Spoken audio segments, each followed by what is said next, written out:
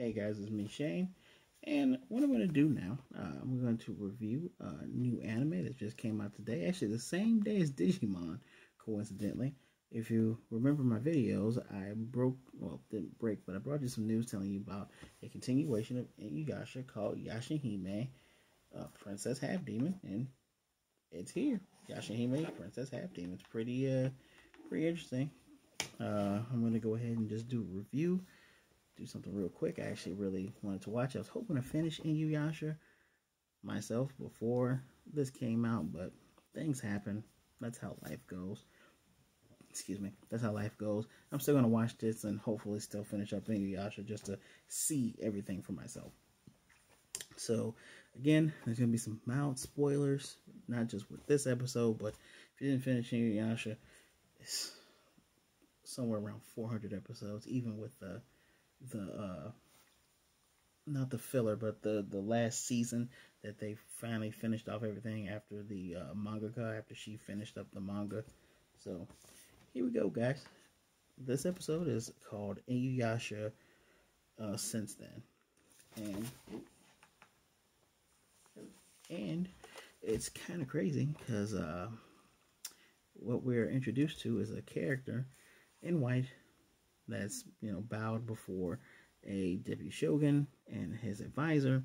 And once the cloak comes down, we see that this character is tied up, and this character is introduced to us as Yashahime. They're saying, "Oh, you're Yashahime," and they're saying, Yashahime is saying, "I don't know who you're talking about. I don't know what you're talking about." Then they say, "Well, we found a social study book," and she's upset, like, "I can't believe they brought the book. I told them to leave it. I can't tell them anything or it might change history." And they even go as far as showing an old bike seat. And they tell the tale of the woman that crossed through the Bone Eater Well and went on adventures of slaying demons with Inuyasha. And she rode around an iron wagon. Now, one of the things I'm going to note, because I don't want to forget this, second time doing this video, apparently Yashahime is obviously female, because Hime is princess, but the character art doesn't look like a female. And it's kind of confusing. I don't know if it's laziness on their part, because in old Inuyasha, whether the character has short hair or long hair, you can generally tell, even with the body types. I'm not, once they got rid of the cloak, you can see, kind of the breast indentation on the shirt, which, that's cool and everything, but I'm hoping the art doesn't get lazy like Boruto and Dragon Ball Super. Back in the old days, I could tell, and while this art looks like, it basically looks exactly the same, you wouldn't even, I don't think they miss a step with knowing how to draw this series, but I don't know, that was kind of, maybe it's the character's voice. Maybe it's because I couldn't notice it then, but who knows. And at this point, they go into the intro song. Intro song's good. You see all three of our main characters. Then you see some of the side characters, like right here. And you can just surmise who is who. It's going to make a lot of sense once I go through this. So as we're going back in time, again, mild spoilers, we see Kagome has decided to stay with Inuyasha after they destroyed the Shikon Jewel and they sealed up the Bone Eater Well, defeated Naraku. Okay. She runs into Sango, her baby boy, and their her two twin daughters, which of course she's married to Moroku, so those are his kids. Very touching. We knew that's where that was going to go. Another thing that happens, they're asking Kagome's asking, where's Inuyasha, where's Moroku? They're still at some village trying to figure out what's going on with the demon, because Mudslide has caused a tomb to be shifted, and I'm guessing the seal was broken. Excuse me. So we go to our two favorite boys, and they're talking to the village. I don't know the village elders, village leaders, but they're talking to them. There's two bodies, just bones with no head. And in that instance, they are attacked by this root demon. Now, while Inuyasha instantly smashes it in one blow, a root digs on the ground. They're led to the tomb and find an arrow, and it looks like one of Kikyo's arrows. As they go back to the village and talk to Kaede, you know, the eye-patched younger sister of Kikyo, she said, yeah, this is one of my sister's arrows. She got tired of killing demons and was starting to seal out of them. And it was before she met Inuyasha. But this was after she met Onigumo, also known as Naraku. So I'm guessing she kind of started to show sympathy towards some demons. Possibly. That's possibly a thing that can happen. That's probably why she didn't necessarily kill Inuyasha when they first met. So that's pretty interesting to note. So as they're talking, they kind of, you know, everybody, Kagome is wondering, you know, why is she hiding it, or why is Inuyasha, you know, why didn't say anything when they get back? And we see Shippo. Shippo's still a little getting teased by the twin daughters. I'm gonna be honest, Moroku chose weird names for his children. I know one is called Gio something, and another one's called Gio and something, but the boy's called Hisu. Weird names. I'm talking about older than old Japanese names. Stuff that probably modern Japanese people probably wouldn't name their kids. And at that point, we see Rin is there. It's like, okay, Rin is here. But before they get there, apparently, what is Sango's brother's name? Kohaku, who's right on top of Kirara with this cool, has a better scythe than he had in the original series. This is a double bone looking thing, pretty giant. Runs into Shishomaru-sama and Jakin-sama. They're finding out about this weird root demon. Shishomaru, who's like, it's a flimsy demon, but what? It's annoying. Jakin's like, you talking about me? You know, he's flying off. So eventually they run into Kagome, they being Moroku and Inuyasha. They run into Kagome and Sango because they realize that this thing doesn't realize that the Shikanju was destroyed. And it's probably looking for Kagome, because Kagome is a reincarnation of Kikyo. This thing attacks the hut. Kagome senses it. She can't really get to her bow because it's in the corner, but Sango is still Sango and throws that boomerang, destroys it, right? So once they all reconvene, they explain that Kikyo had sealed this demon. So I guess Inuyasha's still a little bit trepidatious with bringing up Kikyo around Kagome. There was some really heavy stuff in the first, I'd say maybe first 20 to 40 episodes, with, you know, wondering if Inuyasha cared for Kagome, or if he only cared for her because she looked like Kikyo, or if his heart was still with Kikyo. That's one of the best things about Inuyasha, how they're able to juggle the social relationships of these characters, as well as the plot that's going on, actual plot, and with the fighting and everything. It's really good. It's like romance. It's, what is it called? It's a Warring States romance, something along the lines of Rurouni Kenshin, but you know, everyone gets a romantic interest, not just Kenshin, not just our main character, right? So now that they realize that this demon is after Kagome because it thinks it's Kikyo, they have to protect not just her, but the surrounding village. And that's what everybody's doing. They're going off. Sango's staying with the children, make sure they're safe. Roku's trying his best, gets saved by Kohaku, who calls him Oni-san, because you're my brother-in-law. Kohaku goes back to check on Sango. Moroku's lamenting over the fact that he no longer has the wind scar. Moroku's dead, the curse is over. He's realizing how hard it is for him to fight with just the skills he has without the wind scar. Kagome and Inuyasha, they're doing their usual tag team. She's on his back firing arrows, he's slicing it up. And turns out Sango's not having any issues at all with any demons. They haven't been attacked. Then they realize when Ren steps out, oh, Shishomaru's on the roof. Shishomaru's literally scaring off this root demon just by being there. So that's Shishomaru for you. Still my favorite character, FYI. So we get to a point where Kagome's like, well, since it's after me, we can just use me as bait. Inuyasha ain't having it. Like, no. Just no. Kaede fires an arrow that's similar to her sister's sacred arrow, which brings the root demon out of hiding. Kagome jumps off. She's going to try to still use herself as bait. And it turns out they already knew that these root demon heads that were popping up weren't the real one. They're trying to find the main body. And the reason why it's called the root head demon is because it literally gets sustenance from cutting off the heads of its victims, which they flat out just show this thing stabbing some bandits and just popping their heads right off. So this giant thing pops out of the ground, and it's a giant maw. It's big enough to swallow Kagome whole. Of course, Inuyasha saves her because he's not gonna let this woman get eaten. At this point, they do a tag team where she has her great sacred arrow. He's using the wind scar, and I'm kind of surprised I didn't have to use a lot of these notes. Turns out, apparently Inuyasha gets some really cool power up.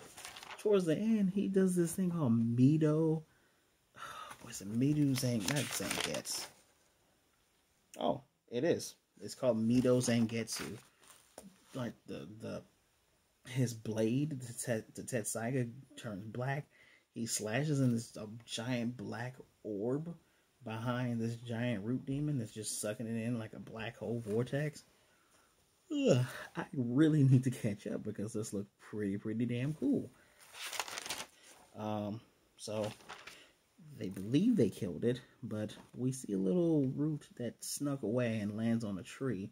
And very early on, when Kagome was talking with Sango, we see a four-eyed owl demon, which they give the name. They gave a name of it.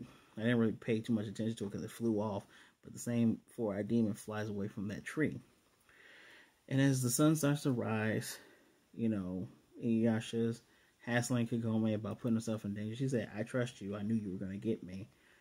And he's like, so you're not mad about the whole Kikia thing? And she's like, no, I'm not. It's just, and she does the comedic sit, makes him fall face flat and says, you need to start having more faith in me. Which was the thing that, they have their little inner thoughts when they were running together. Like, you could have just told me. I hope she's not mad. This still cute, still funny. Moroku and Sango like, all right, we're going to go see our kids. You guys are funny, blah, blah, blah. And then we are transported, after she says, I'm spending the rest of my days with Inuyasha, we're transported back to where we are right now, where Yashahime tells the Shogun, you should probably run. Because now, her two cohorts, that young lady wearing red, who obviously looks like a mixture of Inuyasha and Kagome, and the other young character that is wearing all blue, kind of looks like Shishomaru, kind of looks like Ren in the face a little bit. Sasuna and Moroha, the bounty hunter, they both show up. And Moroha sniffs a couple times, recognizes that the assistant isn't just an assistant. She takes a swipe at this thing and has 4 eyes, but Sasuna comes to, aid Moroha. Turns into that same 4-eyed owl we saw earlier back. Actually, we saw 10 years ago because this story is a decade forward. So it's over a decade ago that all that stuff happened with Kagome and Inuyasha. This owl flies off. They're going to give chase. Yashahime takes the bike seat and the social studies book, winks, and leaves. And this is where we're introduced to our ending. The ending is very modern anime ending. It doesn't give me the same 90s vibe or early 2000s vibe that some intros might, or the old Inuyasha intros and outros did, but it was okay. There's obviously some type of jewel theme connecting these characters, because we're constantly seeing red, blue, yellow on some Pokemon color type stuff. And the Yashahime has a streak. Setsuna has a streak. And with the what's gonna happen next time, the ending part, it says we have Yashahime explaining that Sasuna is her younger twin sister. Excuse me. Again, I tell you guys, look up the characters. I'm telling you these characters' names. Look them up. Sasuna doesn't look female. Just looks like a long-haired male. Maybe that's because I'm used to Inuyasha and I'm used to Shomaru having long hair. But apparently they're both female. Along with Mori, which is weird because Moroha looks female, even sounds female in the voice, but I digress. Turns out that it looks like there's a fake eye, a fake jewel within Yashahime's eye. So I'm wondering. Oh, and the next episode is going to show how they all meet. Apparently, Sasuna, they were separated over 10 years ago, so I'm guessing that they both look like they were 4 or 5. So I'm going to assume that now that they're either 16, maybe they were 7, maybe 16, 17, I don't know. Since this anime is going to take place in the Reira era, which is our current era, I'm just going to assume that they are in their late teens because they look very young the decade that they were separated. And Moroha had came through a dimensional portal of the sacred tree. So there's some way that they're coming through, but I'm wondering, and a lot of people I don't know if you guys who are watching this have seen Kamen Rider, but there was a show, Kamen Rider Kiva, where every episode they're going backwards and forward.